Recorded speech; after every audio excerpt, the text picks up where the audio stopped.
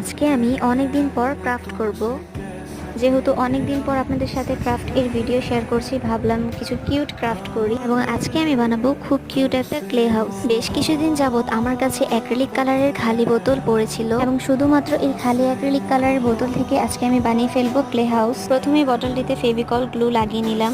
তারপর ক্লেটিকে রাউন্ড করে পাথরের শেপের বানিয়ে নিতে হবে। তারপর বোতলের গায়ের মধ্যে লাগিয়ে দিতে হবে এবং রিয়েলিস্টিক দেখানোর জন্য ক্লেগুলোকে একটু ফাঁকা করে দিচ্ছি। And so sorry for noise. তারপর একটু ক্লে রাউন্ড করে বোতলের উপরে লাগিয়ে দিতে হবে এবং এর উপরে ছাতার মতো অংশ বানানোর জন্য ক্লেকে রুটির মতো বেলে হেডফোনের বক্সের সাহায্যে ট্যাপ করে দিতে হবে। তারপর কাঁচি দিয়ে জিগজ্যাগ করে কেটে দিব।